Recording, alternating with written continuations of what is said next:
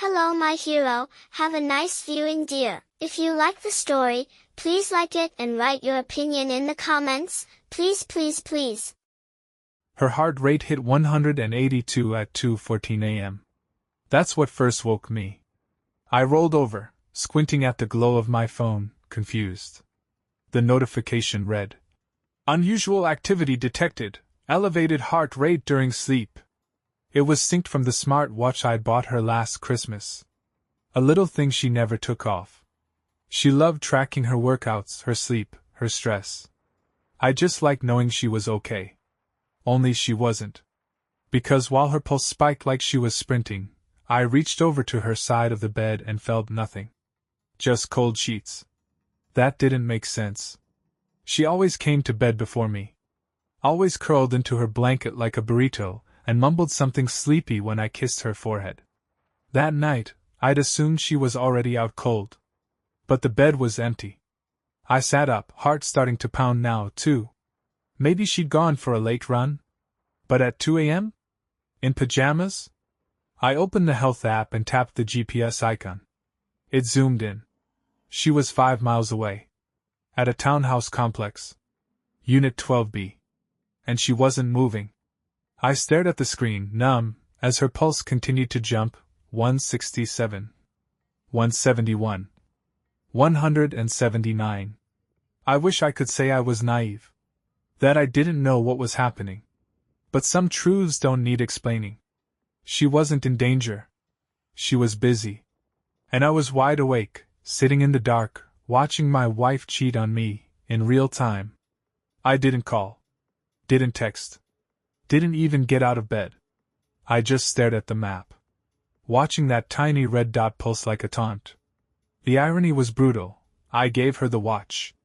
I set it up, linked it to her phone, customized the alerts so she could track her recovery after workouts. She used to joke that I cared more about her health than my own. Turns out, I cared more about everything.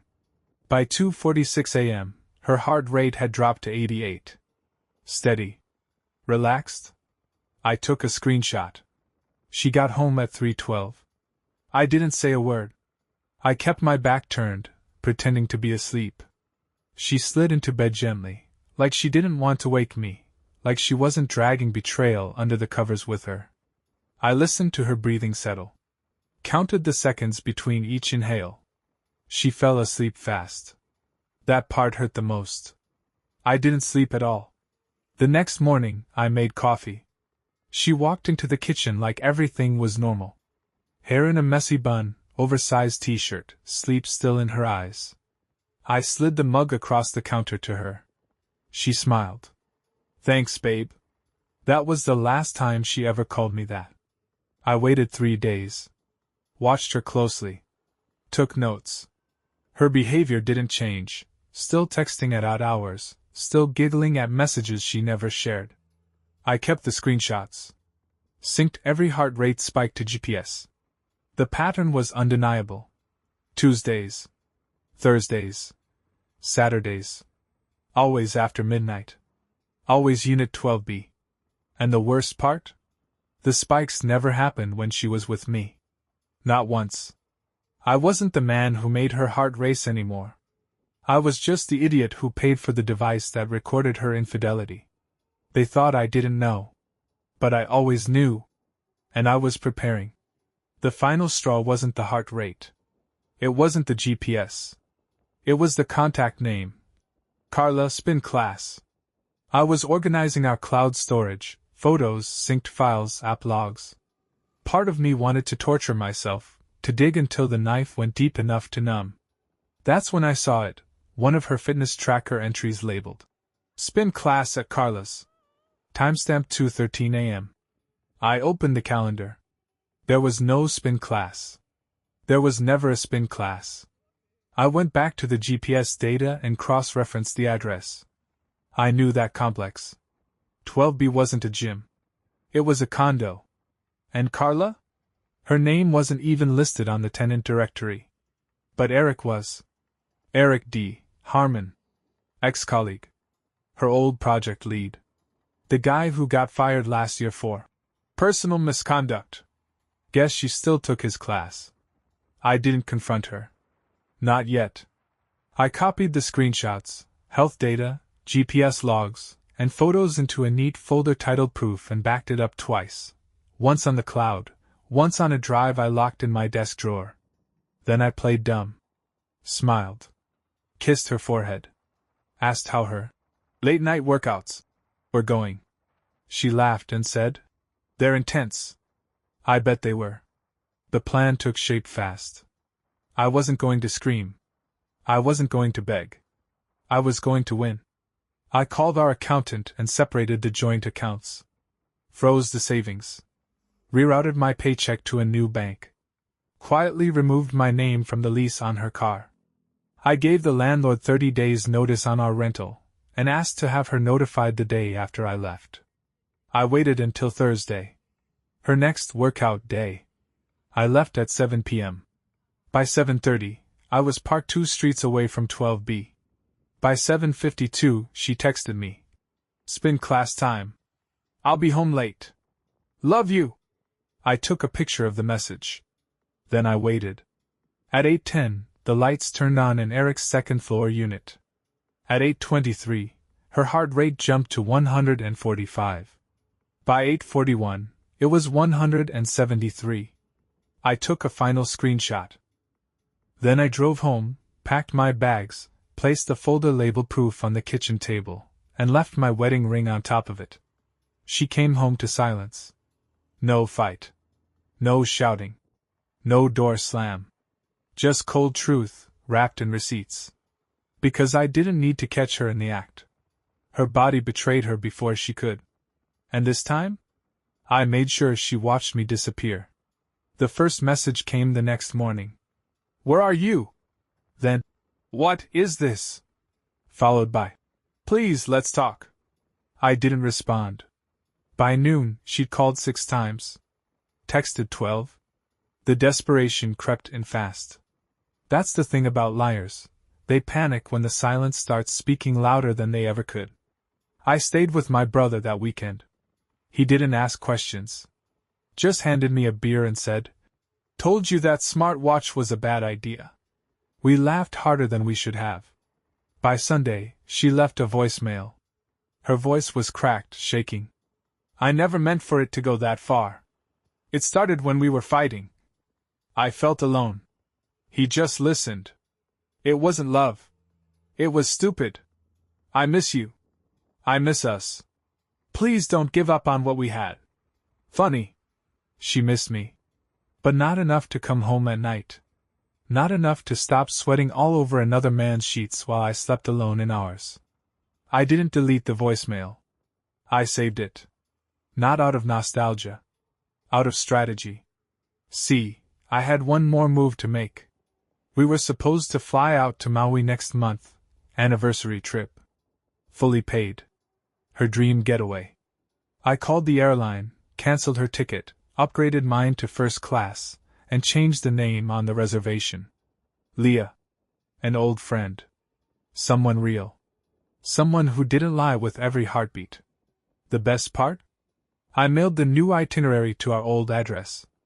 Overnight delivery. Signature required. She'd open it. See the name. See the date. Feel what I felt when her BPM spiked at 2 a.m. while I was home, sleeping in a bed that only I believed in. And then I blocked her. For good. No revenge post. No public drama. No screaming matches. Just silence. And the sound of a woman watching her lies collapse around her, with no one left to blame but herself. Because I didn't raise my voice. I raised the standard. And she didn't just lose a husband. She lost access to a man who pays attention to everything. Even the things she thought she could hide in the dark. 3 months later, I got a message from Eric. Not my friend. Her Eric. The man whose bed she crawled into while wearing the watch I gave her. It was a DM request. No mutuals. Just his name, no profile pic, and one message. Didn't know she was married. I thought you should know. I stared at it for a long time. Not because I believed him, he absolutely knew. I'd seen the old pictures. Us at holiday parties. Her at my side, ring visible, smiling like the lie tasted sweet. He was just trying to clean his conscience now that she was gone. But it got better. 3 days after that, I got a call from the leasing office. Apparently, someone had been locked out of the old apartment. Claimed she still lived there. But her name was no longer on the lease. And the person who was still listed? Me. I'm sorry, the receptionist told me. She was very emotional. Said she didn't know you had already vacated. Left in a hurry. Of course she didn't know. Because I never gave her the chance to catch up. She spent weeks thinking I'd come back. That the silence was punishment. Not closure. She tried to paint it like a mistake. A slip. But it wasn't a slip. It was an avalanche of conscious choices, one midnight betrayal at a time. A lie told with every tap of her watch, every fake excuse, every touch that wasn't meant for me. And me? I was done carrying her lies like dead weight.